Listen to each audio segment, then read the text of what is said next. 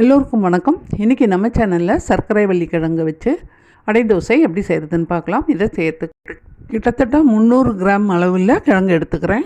நல்லா அலசி கழுவிட்டு தோல் சீவிடுங்க. தோல் சீவி துருவிட்டு நல்ல தண்ணியை ஒரு பவுலில் வச்சு நாம் துருவி எடுத்த கிழங்கை அலசிட்டு பிழிஞ்சு ஒரு பிளேட்டில் எடுத்து வச்சுக்குவோம். இன்னொரு பவுலில் 1/2 கப் கடலை மாவு எடுத்துக்குவோம். அது கூடவே சின்ன வெங்காயமோ பெரிய வெங்காயமோ பொடியாக நறுக்கி சேர்த்துக்கோங்க. எல்லோருக்கும் பிடித்த பல சத்துக்களை கொண்ட சர்க்கரை வள்ளி கிழங்கு துருவல் எடுத்து வச்சுருக்கோம் இல்லைங்களா, அதையும் சேர்த்துடலாம். 3 டேபிள் ஸ்பூன் கார்ன்ஃப்ளவர் சேர்த்துக்கோங்க.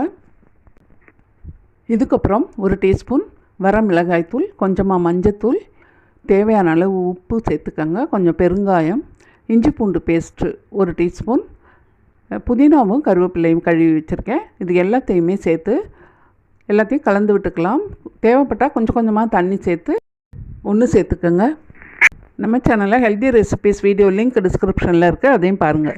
சூடானதும் மீடியம் ஃப்ளேமில் வச்சுக்கோங்க. கையை தண்ணியில் நனைச்சிட்டு மாவு ஒரு உருண்டையை இலையிலையோ அல்லது இது மாதிரி தோசைக்கல்ல நேரடியாகவோ தட்டி 2 பக்கமும் நல்லா வேக வச்சு எடுத்துக்கலாம். நீங்களும் ட்ரை பண்ணி பாருங்கள். தேங்க்யூ.